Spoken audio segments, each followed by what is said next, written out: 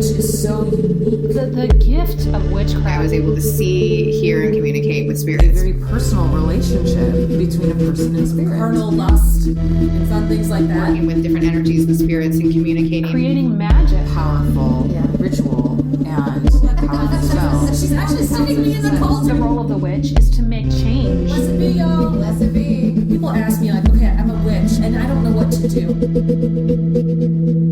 20 years ago, 3 young friends realized they were witches.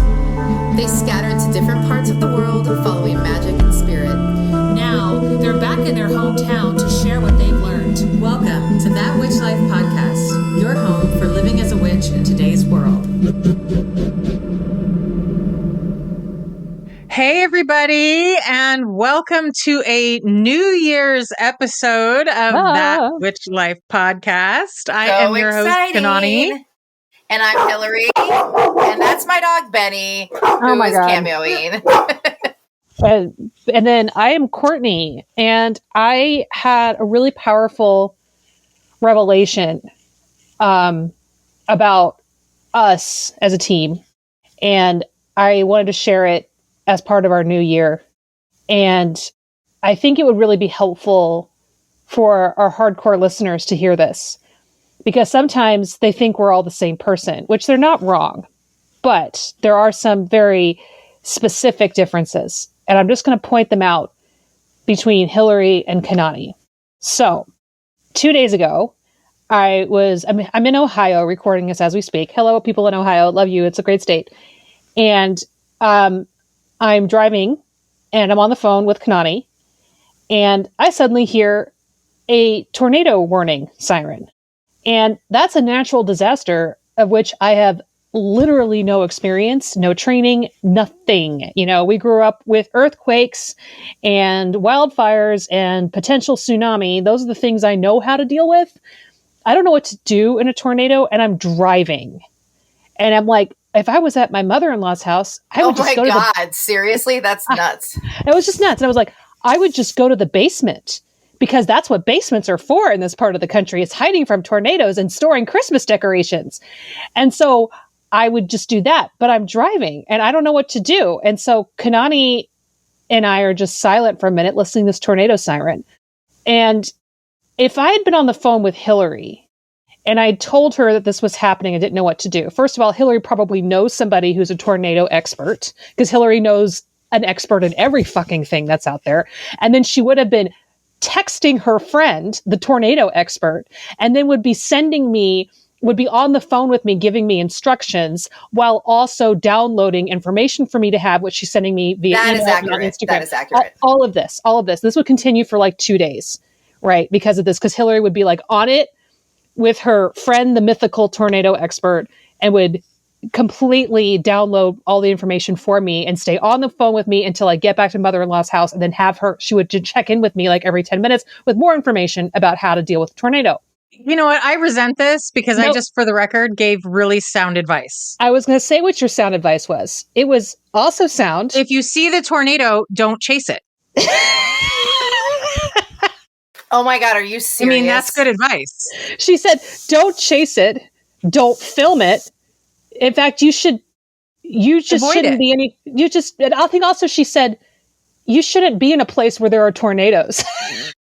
That's very helpful. That's useful. I was super helpful. I was like, if you see it, don't chase it and try and take pictures and videos. Go the other way. I mean, this is sound advice. I don't understand why this is good advice. You don't do these things.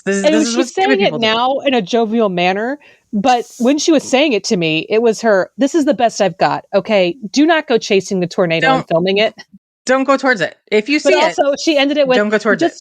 You just shouldn't go to places where there are tornadoes. Like, that's just her advice, is just don't go to places where there are tornadoes. I'm like, these are the diametrical differences. When people have said to me they have a hard time telling Hilary and Kanani apart, I'm like, here's how you know. One of them would find a tornado expert, because she probably knows one, and they would feed me all the information, where Kanani's like, I think filming it would be a bad idea.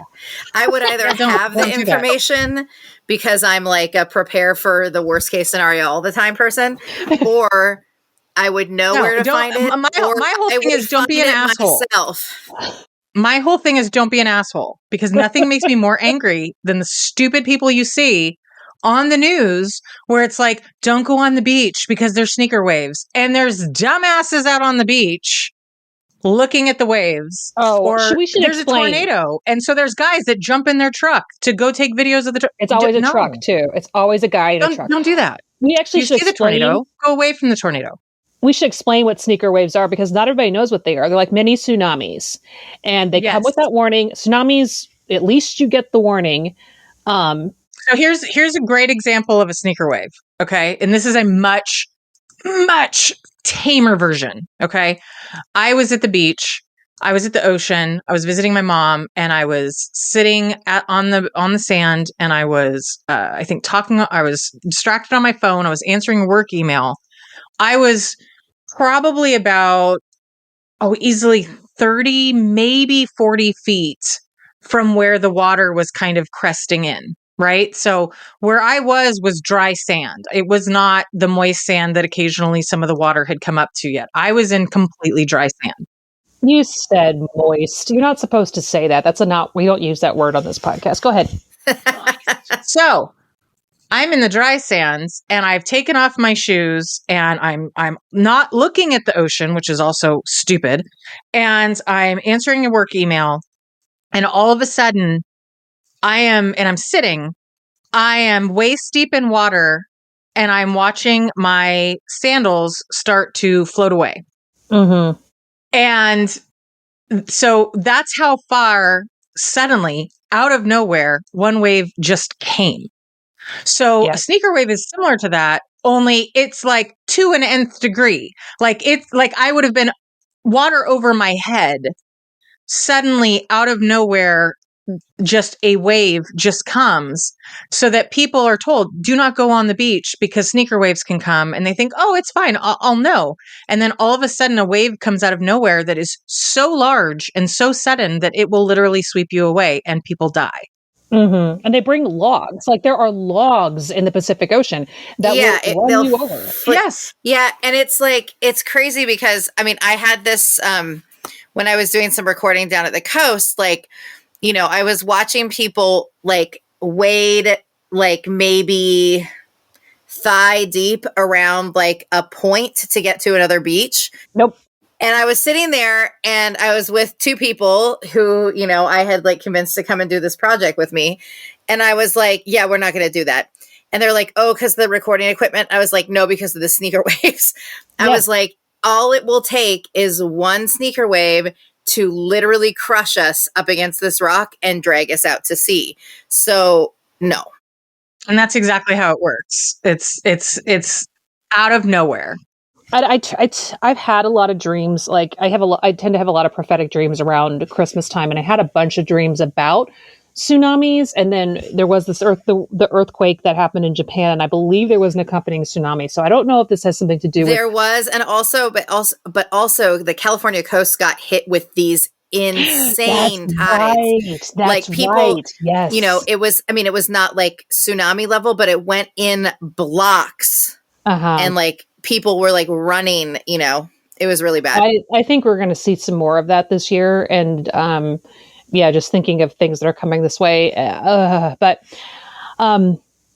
yeah, this is this is another point to illustrate the grizzled witch, meaning me, and the young newbie witchlets that we have to train and usher along. Like I met this, knew this lovely, lovely, lovely young person who was just barely getting into witchcraft, and they came with me and some other people to the Oregon coast. And actually, Hilary, was when you were there as well. And we were all out there at night at the beach, and all of a sudden the waves, like the ocean comes up and it's kind of kissing our feet. And I was like, oh, hello, Pacific, how are you? And then this cute little witchlet says, we welcome you. I said, nope, no. And she's like, what? And I'm like, we never welcome the Pacific Ocean. We are respectful. First off, we're not in ever. We do home. not. It's like somebody coming in to my house and welcoming me to my house. I'd be like, you're an idiot, first off. But also, like, we don't need to invite any of that. We just say, oh, hello, we respect you so much, so we hope you don't cause a problem. Love you. And then never turn your back on it, because she cannot be trusted for anything. Not ever. Yeah. No, and I know that so much better. I think my first thought was, holy crap, why am I all wet? And you have to understand, like, I'm sitting and I'm waist deep. And for people who have been in the ocean and are familiar with the currents, it wasn't easy to stand back up, right? Because that's a Yeah. significant amount of water that's now trying to pull you back. Oh. And so, but in my head, I was just like, even knowing that I had been so far away, I was like, you don't ever stop and look at your phone and take your eyes off the ocean. You just don't ever do it. Dora Williams wrote a song called The Ocean, which I later learned she wrote when she went to Seattle and was visiting and was looking at the Pacific. And she had the experience a lot of people have in the Pacific Northwest, where you go there and you're like, oh, it's so majestic. And she wrote this line of the song that I was like, she gets it. And the line goes, the ocean said, what are you trying to find? I don't care. I'm not kind. I have bludgeoned the sailors. I have spat out their keepsakes. And I'm like, yeah, that's the Pacific for you. Absolutely. Like I oftentimes the last time, I don't think it was the last time, it was a couple times ago. I go very frequently. It is my happy place. And the place of death and destruction. There are definitely times where I'll look over that and I'm like, she's pissed.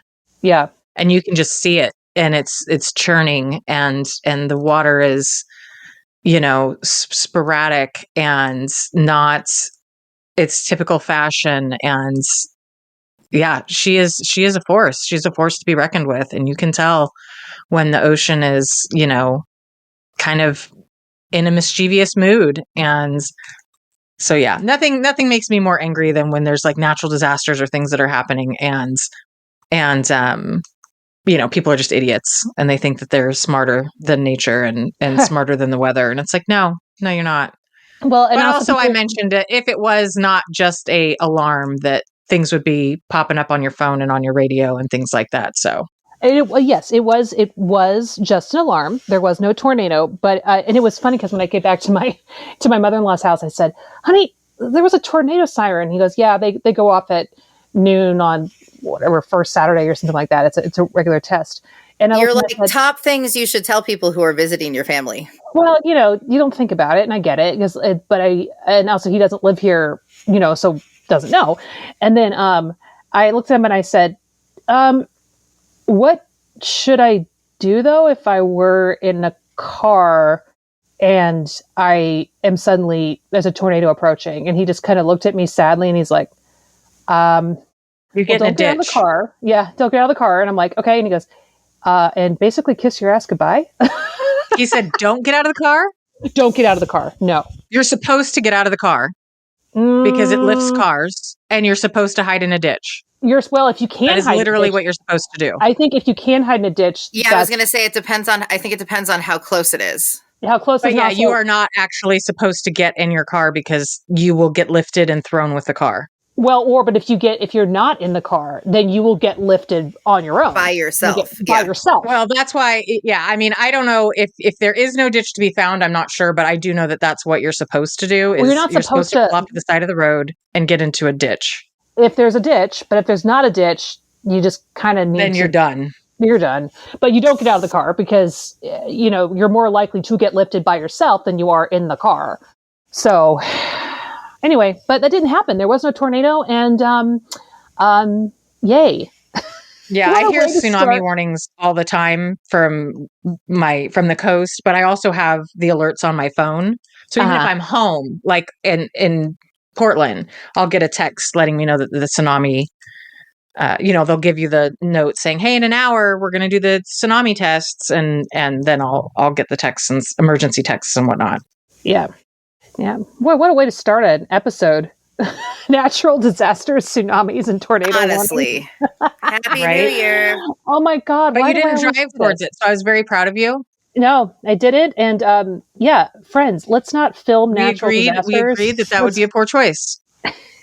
And I've made enough of those in my lifetime. Many, many, many. Right? Oh my God, it's so weird to be recording with you guys. It's been over a month. I feel like I haven't spoken to you. And I know this happens every time. I talk to you guys, like each of you, almost every day. But when we don't record for a month, I feel like I haven't talked to you at all. It's so weird. It's true. I was thinking that too when we were talking to Theresa. I was like, this feels awkward and it shouldn't feel awkward because I've done this a couple hundred times now. Yep. And yet for some reason, when we take these breaks, it definitely, it feels a little different, but I'm excited for 2024. I'm excited for a new year. I needed 2023 to be done. I had a couple deaths in 2023 that both were shocking and upsetting. And I mean, most of the time death is upsetting, but were shocking and completely out of the blue, and had just all kinds of just things happen that I just would love to leave in 2023. And I'm just hopeful for a better 2024. Because you want to, so you basically, in the ball drop, when everybody else is celebrating, you just went outside and kicked 2023 in the taint and said, fuck you, don't come back. Pretty much. I can just envisioning like Kanani going out onto the sidewalk in front of her house, like kicking the air. Like that's how she kicks 2023, just kicking. Yeah, there's been a lot of fits that I've thrown and just being absolutely done. Actually, my favorite thing, my New Year's tradition is actually I watch Andy Cohen and Anderson Cooper on CNN. Oh. I don't know if you girls have ever watched that. Yeah. Where they start drinking and then by the end they are just shithouse wasted. And I am laughing hysterically. Amazing. And there was a point where Neil Patrick Harris came on. And I'm sure on YouTube you could probably find like greatest clips or something. So you could see like the really funny parts that happened throughout the night. But That's Neil amazing. Patrick Harris made a joke and Anderson Cooper laughed. And he has the most ridiculous laugh. Like I almost peed myself. Is it worse than mine? Oh, so much worse.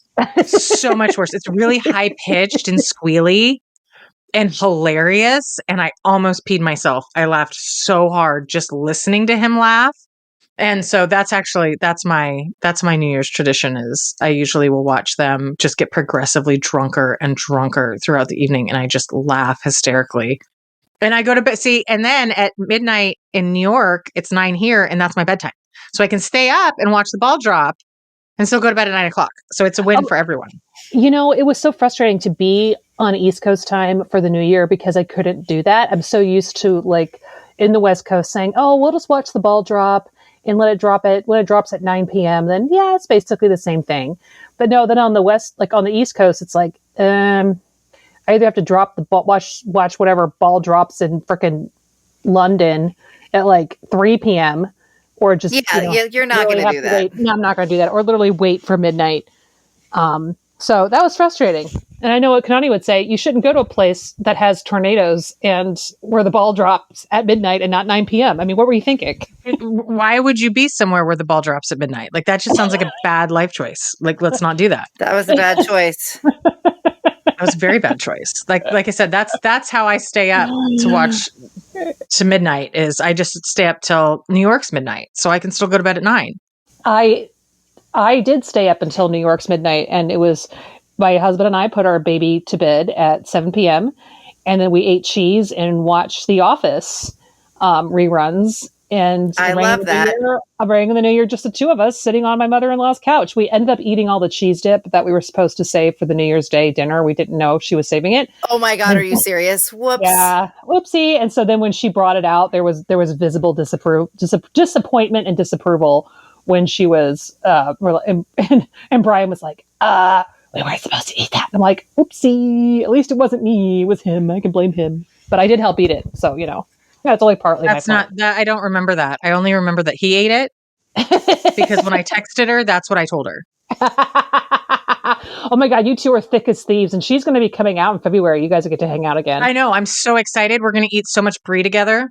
Oh and my hide God. in the kitchen during my kid's birthday party, like you did at our Christmas party 7 years ago. It was so fun. Yeah, she and I get along great. I love her. That's when we discovered that Kanani loves baked brie because I made it and she didn't even know what it was, but she's like, I want to eat that. And I said, well, it has to set for 10 minutes. And she said, I have to go socialize for 10 minutes and I have to wait for this. And I'm like, I was pissed. Yeah. I was very displeased. Let's not have that happen again. That was uncomfortable. that was an awkward 10 minutes. Let's not reenact that situation.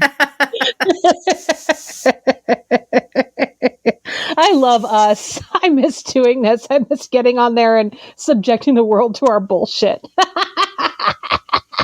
We're truly awful in We all the are best ways. terrible. It's so bad. In all the best Ugh. ways. That's one of the things that I think is funny is I think that a lot of times when people listen to us or, and then kind of see us in person, I think they think that a lot of our bullshit and shenanigans is just kind of like for the podcast. And then they meet us in person. They're like, oh, wow, they're just really annoying all the time that they're together.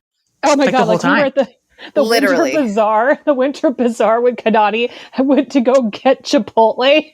And you came back and there was a long-time listener who had walked up and was getting one of my books signed for, I think it was her sister, and that her sister is a big fan of the show. And she's like, oh, I love you guys so much. And all of a sudden, Hilary like, oh, thank you so much for listening. And then Kanani walks up. She goes, you know what? I fucking hate everybody on this goddamn planet, because she had a bad experience at Chipotle. And then this woman looks at her, and I was like, yes, this is Kanani. I'm sure you can tell. And that's exactly what she's like. This is what she does. Like, this Her is on not the for the podcast show. is accurate. Oh, I know. And then I had one of my epic laughing fit meltdowns. And then I was like, and then Hilary and Courtney were like, yeah, that is also how Courtney is in real life, is that she just laughs over stupid shit and she can't control herself. This is why I won't lend her a chair, because she's probably going to pee in it. Like, just so people are aware. The struggle is real. Well, Hilary was the one who held it we together. actually had fun when we did that Yule Bazaar. I'm excited. true. I think I we're going did to hold it probably be together. announcing. We're going to be announcing, I think, in 2024, some more events that we'll be at, which I think will be really exciting, because I think we've had a lot of fun going to the different places and stuff that we have. And people, like I said, like you mentioned, like people really think it's hilarious to see us in person, because they're like, oh, wow, that's just the way it is. That's how they are all the time. So we can inflict more of ourselves on the world. Oh, God. Here's to 2024. Right? As soon as I said it, I was like, I'm not sure that's a good thing. That seems vaguely threatening. But anyways, we are so excited for everyone to be joining us again and for us to be back doing this. And we can't wait for everyone to hear Theresa Reed, who again, Oh my God, the best.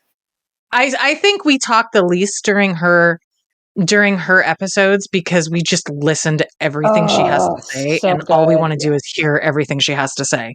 I'm encouraged. I'm encouraged by what she said. I feel encouraged. I was too, thankfully, because we've had some years where it's not that I don't know that I would say I was discouraged, but there's been some years where I'm just like, oh man, Yeah. Oh, I no. wasn't necessarily pleased with what I heard. And I feel like with her, I left feeling optimistic. Yeah, I'm with you.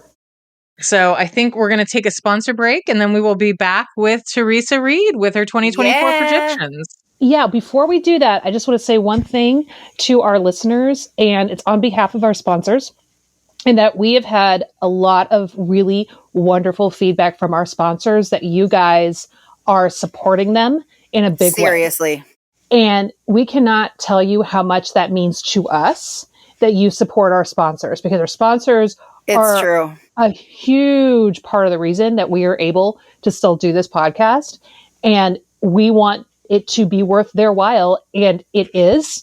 So thank you from the bottom of all of our heart. Thank you for supporting our sponsors. And most our primary sponsors, most of our primary sponsors are also small businesses. Yes. So you're supporting not just us, but also other small businesses, which is amazing. Yeah. So when you get something from one of our sponsors and you use our code, or just even send them a note saying you heard them on the podcast, that also helps us. And it's mutually beneficial for everyone. So we just really needed to say that. We were just so happy when we heard from our sponsors about how much support they got from our listeners this year. And we just really want to say thank you. Thank you. Thank you. Thank you. Please keep supporting them, because they're the reason we can keep doing this. Absolutely. And on that note, we will hear from some now. Yeah.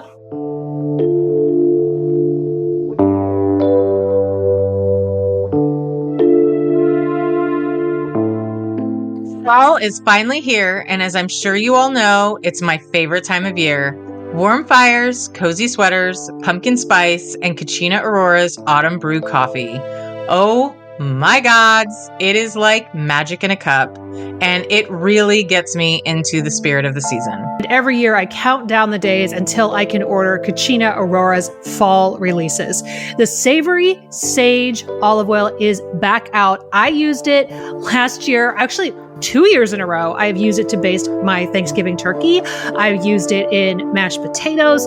It is such a gorgeous accomplice to your holiday eating. And if you haven't tried the sweet potato sage risotto, you're seriously missing out. It's a super easy, delicious fall dinner. In fact, we included that in our fall subscription boxes. I mean, it is the fall comfort food you have always needed. And I have a new obsession, and it is Kachina Aurora's tomato sauce. Like, it is crazy good, and Dawn is definitely going to make me look extra fancy when guests come over for dinner.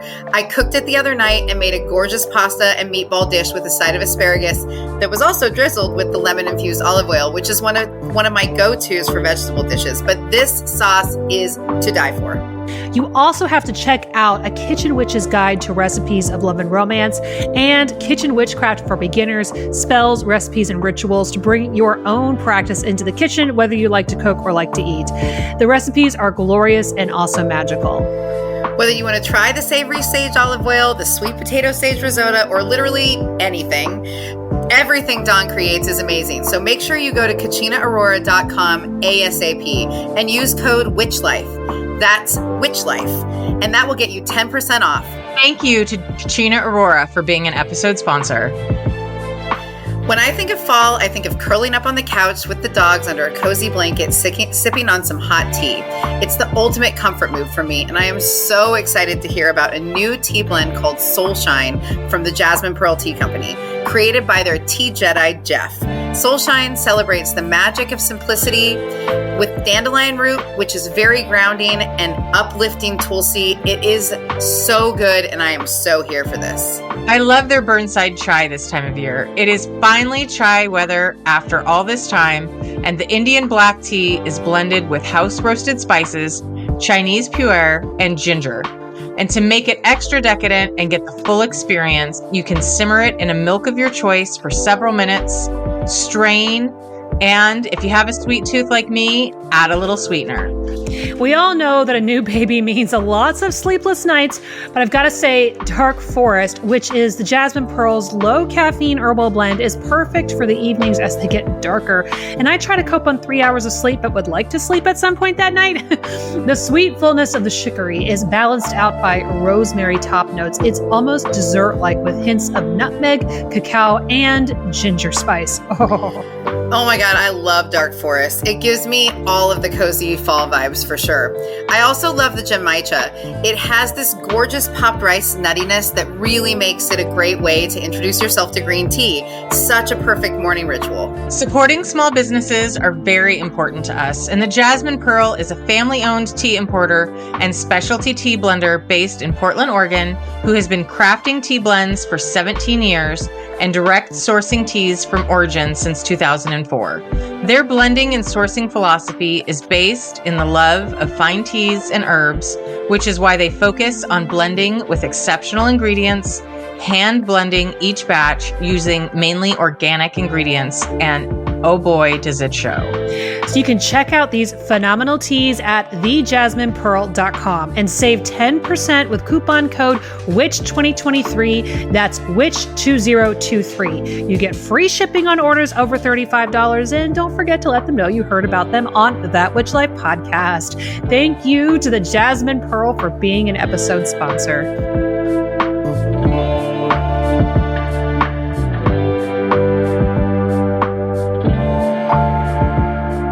All right. Well, we are super excited to be joined by the person that we get excited to be joined by every January. We cannot wait to hear from her. We are joined by Theresa Reed, aka the Tarot Lady. Theresa Reed is a tarot expert, astrologer, teacher, and author who has been reading tarot for over 40 years. She is the author of The Cards You Are Dealt, How to Deal When Life Gets Real, and about a dozen other books. So we are so excited for you to be here, Theresa. How have you been? Hey, Kanani, Courtney, and Hilary. Thank you for having me. I've been good, but 2023 was a challenging year, so I kind of have some battle scars, but I'm good. Thanks for asking. How y'all doing? We're good. I think Theresa, remember when you came in when Veronica Varlow and I were having an Instagram live and you popped in, and I think we dubbed you the Patti Smith of tarot. I love that. I love Patti Smith. Are you She's one of serious? my That's so idols. funny. Well, I mean, it's just because Veronica's like, she's just like our hard rocker auntie. I'm like, yeah, she's the Patti Smith of tarot. Oh my God, It's that's and now so true and so good. And you're sitting here in this badass like t-shirt and your hoodie and your bright red lipstick and your iron gray hair and your awesome glasses. I'm like, yeah, it's true. She is the Patti Smith of tarot, or Patti Smith is the Theresa Reed of rock, however you want to put it. I like that. I think Patti Smith and I need to meet one day. I think we'd be great friends. Oh, for sure. If I didn't know that you and I were soulmates, I'd say that you and Patti Smith are soulmates. Oh, but you and I have we have that special bond, the telepathy bond. And, oh my God. I've never had that with anyone else. So, well, except Terry, my husband, he claims that I have telepathy with him. He thinks I have telepathy with everybody. And you're like, nope, just Courtney, which is what's kind of scary. Just Courtney. Everybody else, I just have a bullshit detector. That's different than telepathy. Yes. Very, very, very true. Well, so we talked a little bit in the beginning. What was, we replayed your episode of kind of predictions for 2023 and whatnot. Yep. How was 2023 for you personally? It was rough. This was one of the hardest years I've ever had in my life. I am not kidding. And the funny thing is, I knew I was going into my second Saturn return. And Saturn returns in general can be challenging. But the second one, it's like, oh, it's the pinnacle years with your career and, yada, yada, yada. So I'm thinking, oh, good, that's going to be great for my career. Well, it was great for my career, but we had some stuff going down in the family that was hard, and we're just coming out of the final steps of that situation. So definitely a very stressful year. I do not want to relive that, and it took every ounce of my being not to do anything insane, but we got through it, and now it's like, okay, we still got a year left of that damn Saturn return, but at least I now know what I'm dealing with. It's funny you said it that way, because that's exactly how I would describe 2023. It was unquestionably the most traumatic, difficult, most upside down year of my entire life, and it's not better yet. And whereas in the beginning of 2023, I was petrified and scared and nervous and unsure and unsettled. And now I'm starting 2024 where I just kind of want to kick everything in the teeth. And I just kind of I feel now like I'm ready and I know what to expect. But I'm so ornery at this point and just ready to just punch someone in the mouth that I'm like, okay, we need to calm it down a little bit, but at least we're not scared. At least we know you know what I mean? Like, I'm on the other side of that mountain. I just need to bring it down a little bit. But yeah, I had a very similar year, unfortunately. For me, I am a type of person that will get violent and then get sad later. And for our situation, let me tell you, you talk about kicking in the teeth. As soon as I found out what I was dealing with, I didn't even have time to think. It was like, go, go, go. You're going to deal with this. You are going to get involved. You're going to handle this business. You're the right person for this job. And, not what I wanted to be doing for the last year, but without giving away all the details, it was just one of those situations where it's like, oh no, we don't have time to be scared now. You're going to have to be that person.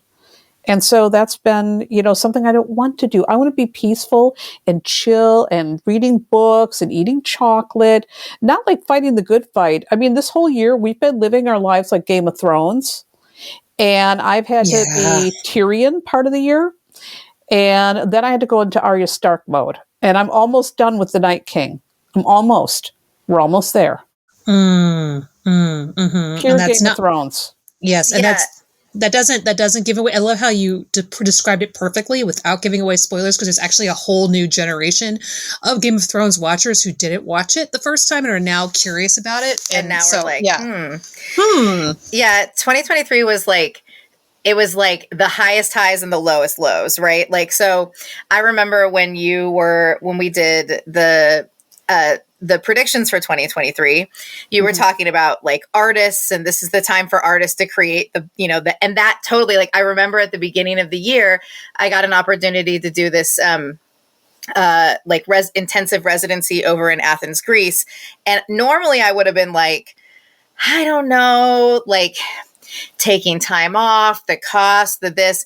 And I like didn't even question it, because I was like, I don't know, Theresa said this is the year for artists, so I'm in.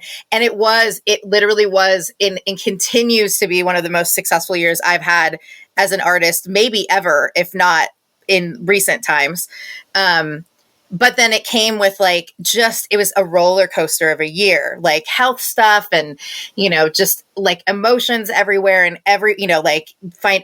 finances for this year for everyone have been all over the chart, like some successes and some just insane things as well. So, it's one of those years where I was like, when I look back, I'm like, man, I just feel like I went on the most insane, exciting, but also like exhausting roller coaster ride, right? It was like all over the map.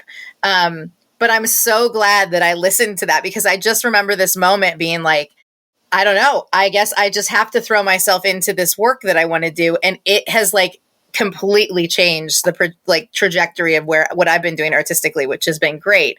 But yeah, it has been like also a brutal year. It's just like kind of all over the map. I think that's been that way for a lot of people, though. I got to say, I've talked to other people where it's been like, it's not like just a straight, what a great year, what a bad year. It's been trauma, but oh my God, professionally it's been great, or professionally it's been hard, but my personal life is satisfying. So it's really been a mixed bag is probably the best way to describe it on a personal level. 100%. I agree with that completely. Was there anything about in your predictions for 2023, was there anything that when it happened, you were like, aha, and anything that was like, I didn't see that coming? You mean in my personal life or with the world at large? Let's say in the world in general. Well, in the world in general, I know that we're living in some really intense times. And we've got more of that this year astrologically, which I will get to. So a lot of it wasn't that surprising to me. Like I would see certain things going down and it would just be like, yeah, Pluto, blah, blah, blah. So not that surprising to me. When I saw how the economy is doing well, and there's a lot of pundits out there trying to make it sound like the economy is not doing well. The economy is doing well. Not surprised, Jupiter is in Taurus. So a lot of things I wasn't really totally surprised on. But I will say always with astrology and tarot for that matter, it's always theory. We have a theory. We look at the mathematics. We look at the history. We have an idea of where this is going. And even then, sometimes what happens is it shows up exactly the way the plans predict, but not necessarily the way us humans interpret it. And one of the things I like to think of that's been an ongoing thing here in the United States the last couple of years, Pluto in Capricorn, Pluto return for the United States, you have an idea that there's going to be something going on in the country, but never in a million years that I think what it would be is that our democracy is hanging on by a thread. The way that panned out was really, I knew there was going to be things with government and shifts, but here we are, and we are on the verge of losing our democracy. We are getting close. So that's kind of like the thing that's been really alarming, and I should say, I don't want to say surprising, but not what I expected it to be like. And that's an ongoing story. Yeah, I agree. I expected some turmoil or some difficulty, but it's definitely more intense than I think I anticipated it would be. I think that we've been, because of the way we've studied history and also the way that we've been taught history, when I say that, it's like through a lot of movies and television shows in which they tend to be very dramatic and things happen very quickly, and we see a lot of stuff in montage, and that we don't really recognize like how slowly and subtly these changes generally happen. And there's some bursts of moments that are a little that are more intense than others. But I think we always assumed that a revolution is going to happen in one, or change is going to happen in one dramatic episode, or that we didn't recognize that losing democracy would happen by chiseling it away. And that you wake up one day and you realize how much has been lost. Yeah. So, Yep. yeah. And so I'm wondering what planets represent chipping away at democracy. I mean, We're seeing it happen with the Pluto and Capricorn thing. That's what's going on. And I mean, I can explain that in a nutshell. And I think I've talked about this before on last year's podcast with you. So Pluto is the planet of transformation. It's also associated with destruction. And often what Pluto does is it tears something down and it creates a space to rebuild something. And it tends to want to rebuild things that are old and outworn and outgrown, or that just aren't really working anymore. And so it's been in Capricorn for a number of years. And Capricorn is associated with governments, structures, traditions, all that stuff that, it's really got the patriarchal vibe. Let's just put it like that. And the United States, when the United States was founded, aka stolen, we'll just put it right there. But when it was founded, when they signed the Declaration of Independence, they broke away from England. And that happened, July 4th, 1776. At that time, Pluto was in Capricorn. And so every country will have what's called a Pluto return. We don't get those in our personal lives because we don't live 200 and something years, because Pluto takes about 200 and something years before it is direct, or before it's conjunct the other Pluto. I'm not saying this very eloquently. Before it's back in Capricorn, okay? So Pluto and Capricorn in the United States, that's what the United States chart is.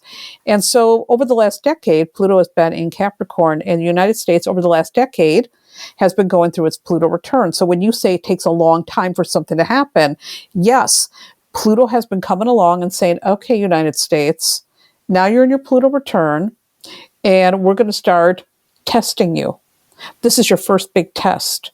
And what is the big test? Well, Capricorn is government. And so our structures, our traditions, all of that has been under some sort of a weird attack for the last decade.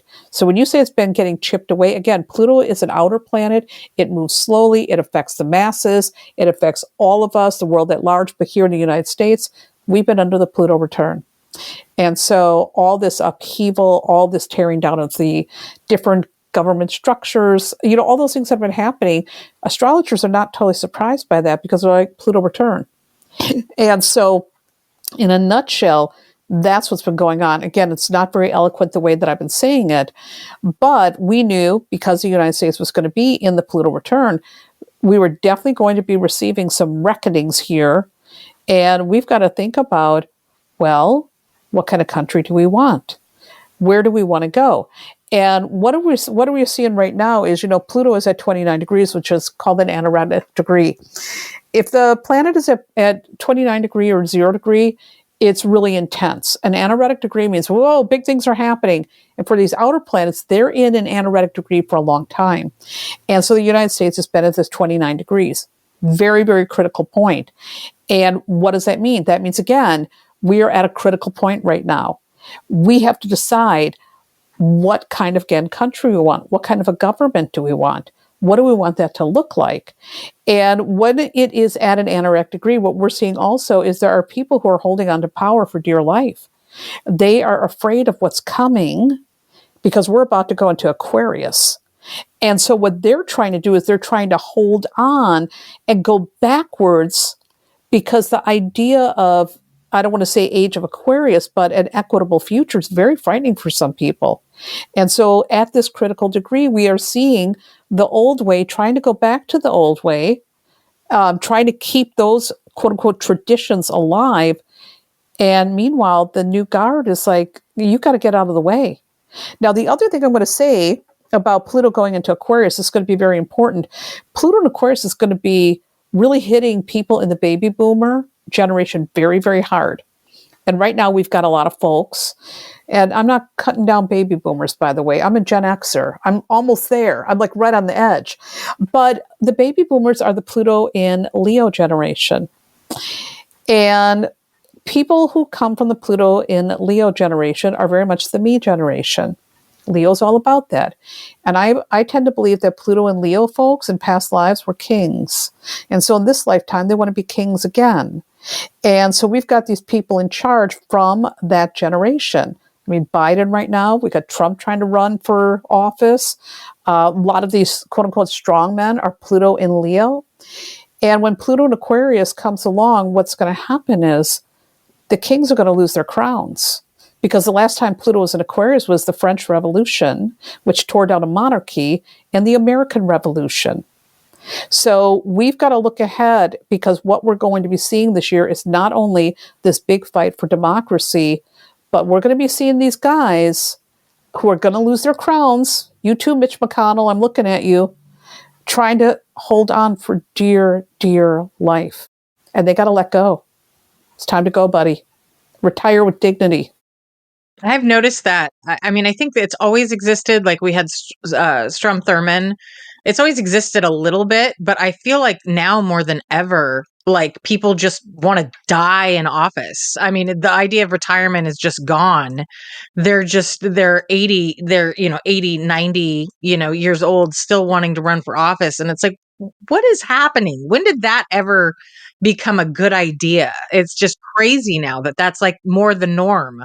It's on all sides of the aisle too. I mean, we look Yes. at Dianne Feinstein, and I mean, I love Exactly. I loved a lot of things, not everything about RBG, but I loved a lot of things about her. But it's like she had an opportunity when she could have stepped Absolutely. down, and they could have put somebody younger in that would 100%. And so it's like, because for a while I was like, no, stay her. But then when people started saying, she had the chance where she could have, and I don't remember all the political places where it would have been advantageous, but she had a chance and decided not to, and maybe there was good reason. We weren't in the room when those decisions were being made. Maybe she wanted to, but yeah, it's like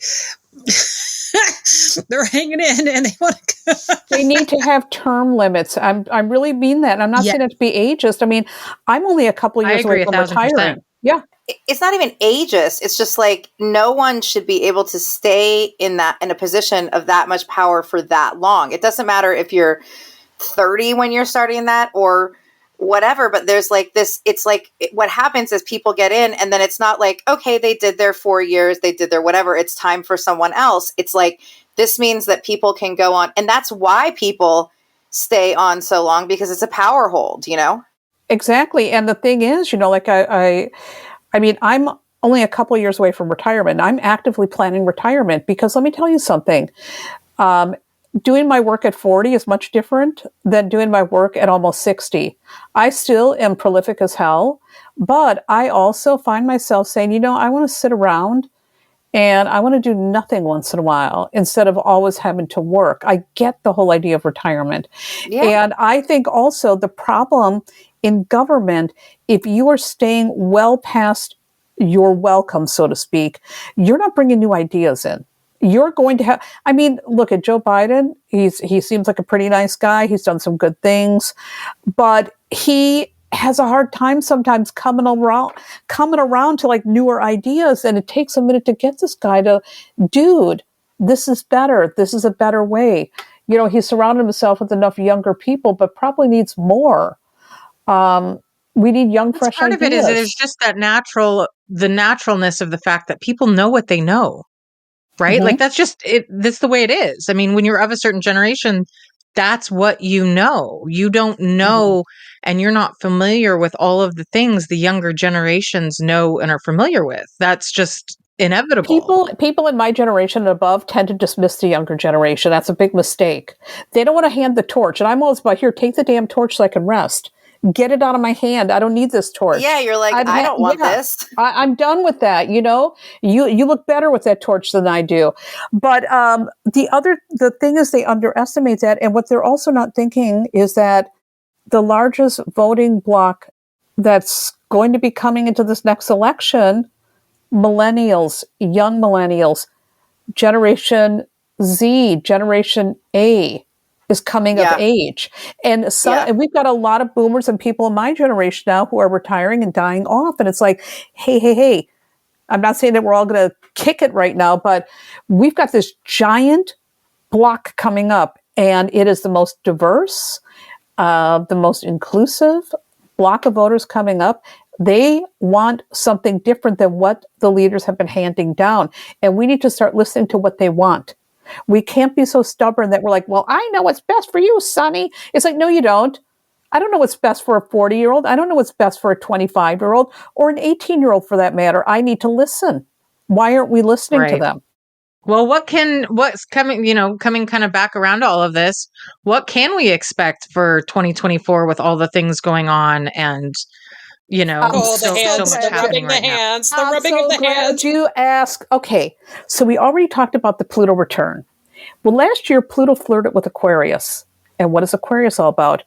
Aquarius is about technology. It is about humanitarianism, groups, a shared economy, medical advances, revolution, rebellion, friendship, all for one, one for all, the collective, equity, social justice. So we had a little bit of a flirt with that, and then it went back into Capricorn. It's in Capricorn right now, so we're back in that Pluto return. The old guard is hanging on. And look at how Roe got overturned and all this other stuff happening in this last year.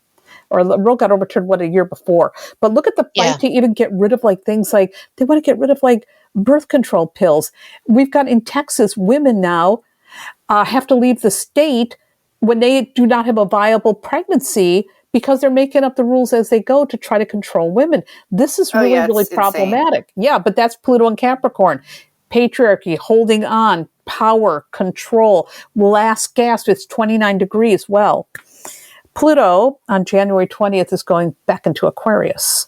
And Pluto in Aquarius is going to say, younger people, now what we're going to see, and it's going to be in Aquarius until, I wrote a note, until September 2nd. And so between January 20th and September 2nd, what we're going to be seeing is, first of all, again, technology. Technology is going to play a big role in this next election, by the way, and social media, which I'm going to come back to that. So I'm going to pin that thought. But what we're going to be seeing from January 20th until September 2nd is the word revolution. And we're going to be seeing rebellion. And we're going to see these young people standing up and getting their voice. And I mean, they've been having their voice. This young generation, I'm all about them. They're going to be speaking up and standing up, and they're going to be saying, no, we want progress. No more book bans. Hands off my body. We want progress. We want justice. We want equal opportunities. And I think that in the election, that is going to become a big thing. Now, there's a culture war going on. And the culture war, if we look at it again, it's that old way. Pluto and Capricorn, they wanted to go back to the damn 50s. We're all barefoot pregnant and, everybody knew their place. But Pluto and Aquarius is like, oh no, there's a place for everybody. Get the hell out of the way. And so we're going to be seeing a lot of that. And I think the politics are going to be very interesting this year. And Pluto and Aquarius is it's very progressive. It's future oriented. They're looking ahead and seeing the renaissance of the future and what's possible. Whereas the people who are trying to hold on to the past, they see what's possible too, and they're scared because they think that somehow, if we got to share everything, they're going to be screwed. And it's like, dude, you're not. You're going to be fine. Now just put your damn crown down, drop the torch, get out of the way, and let's let progress happen. So Pluto and Aquarius is going to be really pushing for a lot of that. We're going to see a lot of young people emerging in politics, like the Justins, who I'm totally into. Jasmine Crocker, is it Crocker or Crockett? I always want to say one or the other. We're seeing some young politicians coming out now who are amazing. We're going to see a lot more from them and a lot more younger people wanting to enter the political scene. However, we go back into Capricorn again. We're going back into Capricorn. It's going to just before the election. Yes. So let me get to that. It's going to go back into Capricorn, anaretic degree over the election. And so on the election, we have a choice. And this is going to be the choice. Do you want progress or do you want to go back to the 50s? Do you want shared world where everybody has a chance? Or do you want authoritarianism? That's going to be our choice. Do you want democracy or not? And so we need to get serious. And I think one of the things, this is where technology and social media are going to play a big role. Because I think what we're going to be seeing is a lot of people getting mobilized, even despite what happened over on Twitter. People are going to get mobilized. They are going to be getting out the vote. They're going to be working harder. I think they're going to take it very serious. And they're going to be using technology wisely. Now, if I was a political strategist, I would be telling these political people, you need to make sure you really understand how to use social media. And you need to understand how to use technology, and you need to use it well, not stupid yelling at people and calling names. You need to use it well. You need to inspire. You need to paint the picture of the future that's possible and get this fear crap out of the equation. But they don't listen to, astrologers. So anyhow, that's what we have to choose between. And that's when I say our democracy is hanging on a thread, it really is. Now, only a week or two later after the election, it goes back into Aquarius, and then it's going to be in Aquarius all the way until 2043. So the one thing I will say, if, God forbid, we choose authoritarianism, which is possible, there are people who actually want that. They've been convinced it's a good thing. Well, what did I say at the beginning of this? When Pluto's in Aquarius, it was the American Revolution and the French Revolution, and the kings lost their crowns. They will lose their crowns regardless. So now either you put your torch down, take your crown off, and allow progress and allow the young people to have a say, or it's going to get knocked off. So that's what we're looking at. Do I have hope for the future? Absolutely. Why do I have hope? Pluto in Aquarius. That was a time also of a great renaissance. An incredible renaissance in history. And so we are going to see technological advances, medical advances. We're going to see things that we cannot even imagine. Star Trek is going to become real. I firmly believe that. Of course, I'll probably be gone by the time it's out of there. But I think we're going to see some amazing things happen. I think we are also going to see the possibility of the collective coming together, people working together, hands across the globe. Do I say it's an Aquarian age? Not really, because people are humans, and humans are humans, and humans are awful. But I think we're going to see a lot of good coming. And I think this young generation, I'm looking at them, and I'm like, you are all so smart and tech savvy and tolerant and amazing. So I feel really, really confident that ultimately we'll be fine. But we are right at the precipice, and we need to get serious about voting. Now, the other thing I wanted to say about technology, we have another big thing happening this year is Jupiter's going into Gemini. And so Jupiter and Gemini, Jupiter doesn't like being in Gemini. Jupiter's like, oh my God, I've been in tours, I've been able to expand money. Now I'm all about communication. Bummer.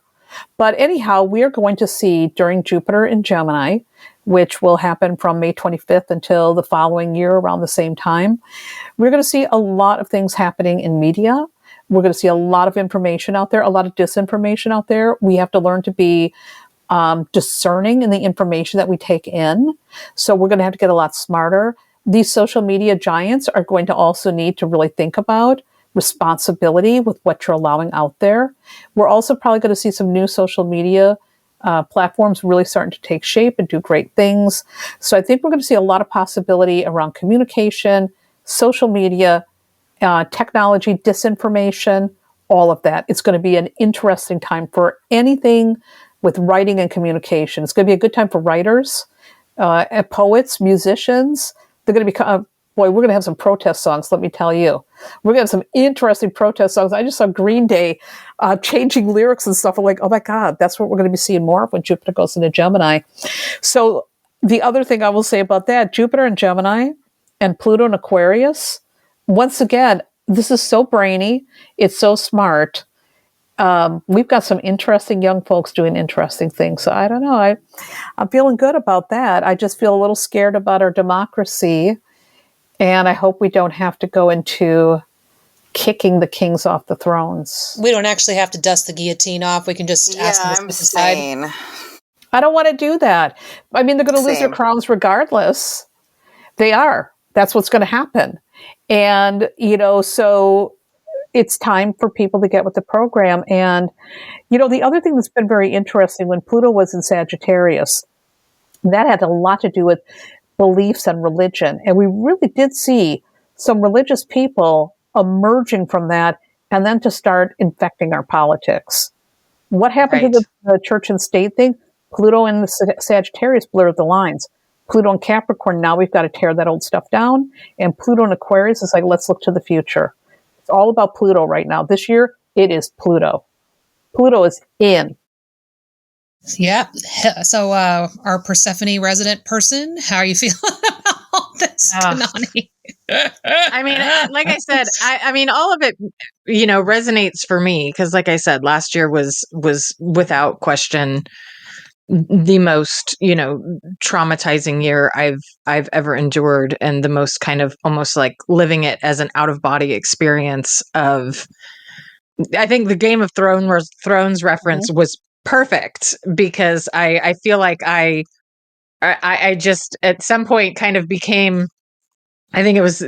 I would say at some point I was like losing my mind, and I feel like right now I'm very Arya. I'm just ready to just cut some throats when no one knows I'm even there. I'm kind of done over it, and I just that's how it feels. I feel like this last year was a battle, and I have hope, and I feel prepared, whereas before I did not feel prepared. So I'm in a much better place, but I feel like the gauntlet is not gone. Mine isn't gone yet either. Like I said, I'm in Arya Stark mode until I take down the Night King. I'm almost there. Almost there. And never in a million years that I think I'd be in the situation that I was in this last year. So I feel you. It was like an out of body experience. And all I will say is I am glad that I wasn't dealing with stuff in an election year, because this last year I've been so checked out of what's going on in the world. People are like, oh, what do you think about this and that? I'm like, I don't have time to think right now. I'm trying to take down the Night King. I'm dealing with my own situation here. Or people have been wanting to drag me into this gossip and that gossip. I don't have time. I'm in the middle of a war, and it's been intense. And again, without going into the whole story, it's been so awful and traumatic that I don't have time for anything else. I am single-minded focus on finishing this job. So it's going to done. I hear you very much. I think, I kind of re-listened to the 2023, and I definitely just kind of nodded my head and went, yep. So And I agree. I also feel like 2024 is like you said, there's hope, but there's also, if we don't make some good choices, this could, the going south is temporary, right? But things could go bad. Things could get worse before we're able to make them better again. So what I was thinking about is that I can't believe it's been 4 years since we had you. Well, we've had you on the show every year, but it's like, oh my God, 4 years, and we were talking about the 2020 election. And I remember you said specifically, the election's going to be a shit show. We're not going to know the outcome that night. And it's really a toss up. And so now, Theresa, will you tell us what we can expect about the US election in November? It's going to be a shit show. Oh, fuck. It will be a shit show. Damn it. Okay, it will. It's going to be a shit show. But let me tell you something. It's not going to be like the last time. I think we will know who the winner is, but we're still going to have some shit show bullshit, excuse my French. At the end, we're going to see some big time sore losers. We're going to see a lot of people getting really mad. But we will know what's going down. And I think that it's going to be better this time, but still a shit show. And the other thing I'm going to tell people is this: don't listen to the polls. Do not listen to the polls. The polls are going to be wrong. Remember, Jupiter's in Gemini. Jupiter at some point is going to square off with Saturn. We are going to get some disinformation. The polls are not going to be accurate. They're going to scare you. They're going to make you freak out. They're going to make you flip out. And it may cause you to have analysis paralysis or be afraid to go and vote. Don't listen to that. Everybody needs to be just like me. Single-minded focus. Focus on voting. Make sure you're registered to vote. Take care of all of that well before the election. Get your act together. Stay informed. Know what's happening in your community so you can vote. Also, I would say if you have the means, get other people to the polls. Do not pay attention to the polls. Get people to the polls. That's going to be important. I think that disinformation is what we have to be very careful about. And if you're getting all your information from Facebook, from your Uncle Rico, That's why I call my brother, by the way, I call him Uncle Rico from the Napoleon Dynamite, because my brother's Oh, I love that. I haven't seen that movie in so my long. I brother's love it so still much. obsessed with the Oh my 80s. Oh my God. God. So, I mean, we want to make sure we're not getting our information from people like that. Get the information from the sources, look for facts. And I think with Jupiter and Gemini and Saturn being in Pisces, it is incredibly important we do that. The other thing we have, let me make sure I'm really clear on the date around Election Day. Election Day what day is it happening on? November 4th or something. It's the 5th. Yeah, let me look. Yeah, so it's going to be happening on the 5th. And here's the thing. If Yeah, that is, 5th. yeah.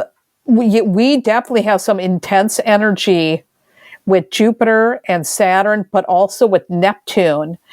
We got all this mutable damn energy, and Venus. We have so much mutable energy. So I think disinformation is going to be the big thing. Do not listen to the polls. Do not get distracted. And whoever is the loudest mouth in the room isn't necessarily the person who's telling the truth. I Pay like attention. to point out to people that there's an organization that people originally kind of got really like freaked out about. And this was like 10 years ago. And I think they were called it was like the Million Moms March or something. And it was a Yeah. super conservative mother group, and that was going after Disney and going after all these progressive ideas and things like that. And people were like, oh no, the Million Moms are coming. They had 10,000 members. Okay. Just because they're called a Million Moms doesn't mean there's a million people backing these philosophies. And so that's where you have to remember that just because someone's loud doesn't mean that they necessarily have the ability to make the kind of impact they're screaming about. We have to be very, very mindful that we don't get distracted by that or fearful because of the loudest one in the room. You know, when I was a little kid, always the bullies were popular. Not because they were attractive or smart. A lot of times they weren't. But they were popular because other kids were afraid of them. So they would get behind them because they didn't want to get their ass beat. Yeah, they didn't want to be in their warpath. Yeah. And we have to remember that oftentimes these are not the smartest, brightest, right people for the job just because they're the loudest. Don't get distracted. Focus on policy. And, you know, it's really interesting when I see people talking about this person or that person. When you ask them about that person's policy, oftentimes they don't know anything about policy. Then what are you voting for? You do not understand what you're voting for. And with Jupiter being in Gemini and all this mutable energy, please understand what you're voting for this year and what it means to be living under authoritarianism. Ask all the right questions. Really, really think about that and think critically about that. One of the things with Jupiter and Gemini is we can access information and we can think critically. So the beautiful side of it is, wow, you've got all this information that you can access and you can have these great conversations. But sometimes there's a lot of stuff you have to sift through. So be discerning, search for facts, get educated on civics and policy. Those would be the big things I would say going into this election. It's going to be really, really important for us to be doing that. Think critically. What can people, that's going to be such a huge all-consuming thing for all of us next year. But also, what can you touched on some other things as far as health developments, things like that. What can people expect maybe more for their personal life or relationships or things in their, their communities and whatnot? Well, that's a great question. So the eclipses this year are happening on the Aries and Libra axis.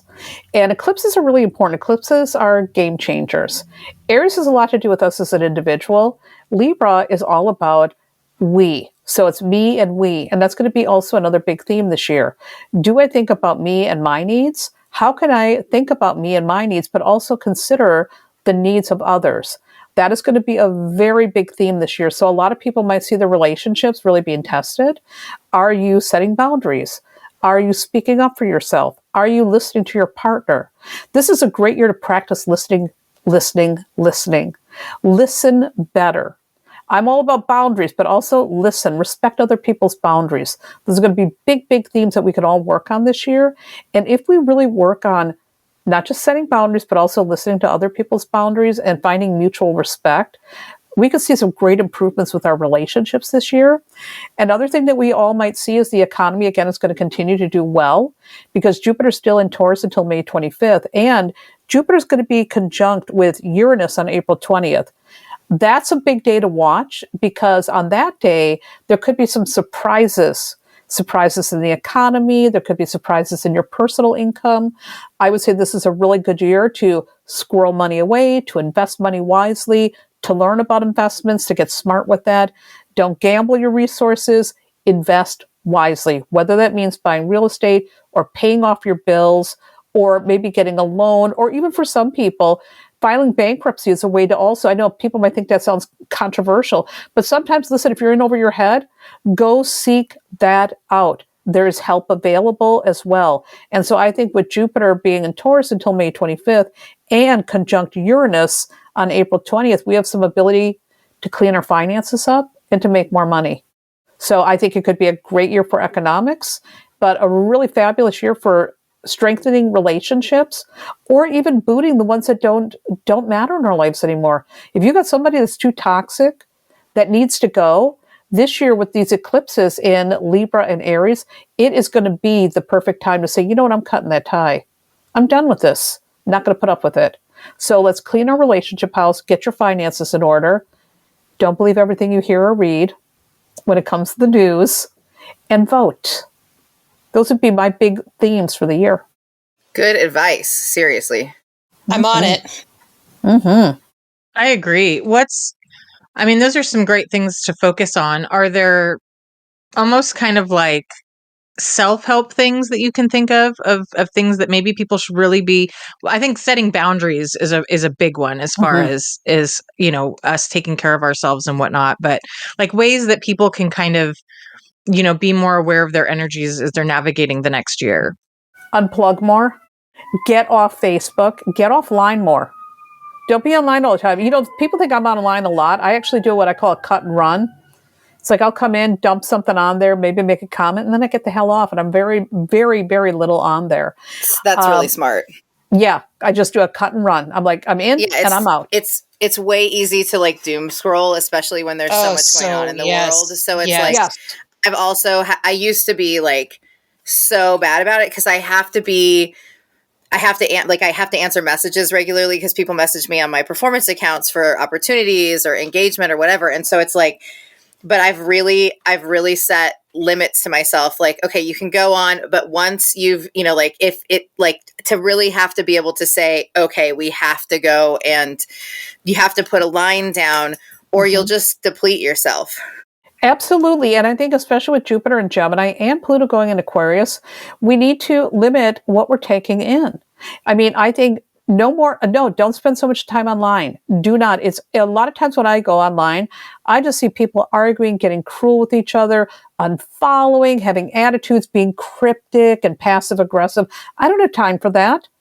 I'm getting ready to retire. I don't have time for this. So I think all of us need to think like we're all about to retire. And we need to spend less damn time online, unplug, especially going into this election season. I think we need to be more discerning about what we feed our heads. Instead of, being on social media, read a book, increase your vocabulary. Have interesting conversations, get outside, breathe some fresh air in, and feed your head in healthy ways.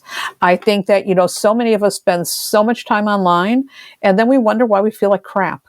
Well, when you're always feeling people are fighting, you're dealing with nasty stuff in the comments section, of course you're going to feel like crap.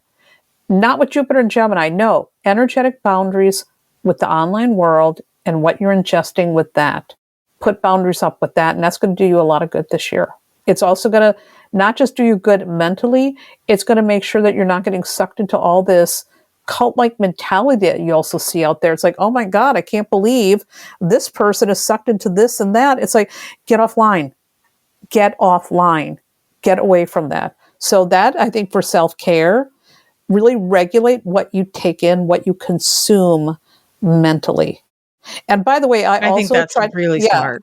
And I also try to stay away from, sometimes I'll dip into little groups here and there, and I just dip in. I spend very little time also in groups.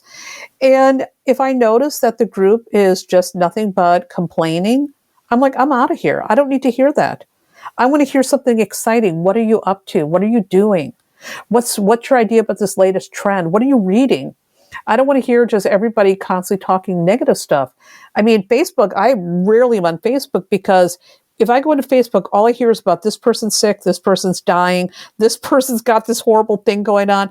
Listen, I've already had a traumatic year. I don't want that. I want to be entertained a little bit. I want to talk about something mentally stimulating. I don't just want to be in a gripe fest with people. So don't consume less of that too. Less of that. And I think this goes along with, I've had some conversations with some older people who this is part of, like you said, like with the old guard not wanting to let go. Part of it is there's a fear that things are just so bad right now. And I'm not saying And that they're not bad. I'm not saying but can I just say, I'm going to butt right in. It's bullshit. Right. But the whole thing is, what I've tried to explain to them is it really worse than it used to be? Or because of social media, because of the news, because of worldwide access instantly? It's actually the fact that a million times more things than you did back then. There's always been wars across the world. There's always been atrocities and natural disasters and horrors and traumas and awful things happening everywhere. The problem is we're just bombarded with it in a way that I think makes people feel like things are worse, when in reality, it's just you have too much information. And it's not only that. Every time when you get older, another thing that happens, and I see this with people in my age group, they start saying, oh my God, these kids nowadays, and oh, they've got it so rough, and I feel so awful for them. I'm like, what are you talking about? Man, they've got access to things we never had access to. And I'm like, and back in the day, by the way, in the 70s, when I was young, the stuff that we did, that we should have gotten in big trouble for. No, kids are safer. They've got access to amazing things. And so I look at it, I'm like, the kids are all right.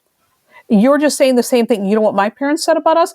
Oh my God, these kids nowadays are so awful. I mean, truly, we actually were.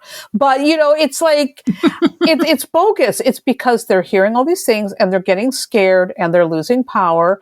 And so right away, we look at the younger generation and we think, oh my God, look at all these awful things. All these things are exposed to. And it's like, wait a minute. Let me go back to the 70s when Jimmy Page was sleeping with a 14-year-old and it was totally okay. Let's talk about that. Let's talk about the Inquisition, when people were getting tortured, when people had like rocks tied to their bodies and thrown into a lake to see if they were a witch. Let's talk about the Holocaust. That happened in my parents' lifetime. There have been horrible things happening and shady, sleazy, gross things happening since the beginning of time, because humans, like I said earlier, humans are humans and they're pretty awful sometimes, but humans are also beautiful. And there's so many people who are trying to come together and to fix things. I mean, I look at Doctors Without Medicine, or Doctors Without Frontiers, and my personal hero, Chef Jose Andres, who is trying to feed people all around the world, especially in war zones with his world kitchen. There are amazing people doing amazing things. Why are we only focusing on the horrible? Because that's what we like to focus on. We want front page news that is going to make us all feel awful. We don't want to say, hey, the economy is actually doing good. Unemployment's way down. We don't hear that. What do we hear? All this other garbage, because it's going to keep us then scared and not seeking solutions. But there are solutions happening.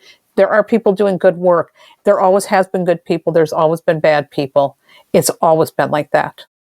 I always love having you on because I feel like you give us the perfect amount of reality mixed with hope and optimism, but it's not sugar-coated and it's straightforward. And I've been looking forward to this for so long, and I know everyone else has as well. So they're going to absolutely love hearing this from you. So what are you up to right now, and how can people find you? Well, the best way for people to find me always is at thetarolady.com. That's my main hub.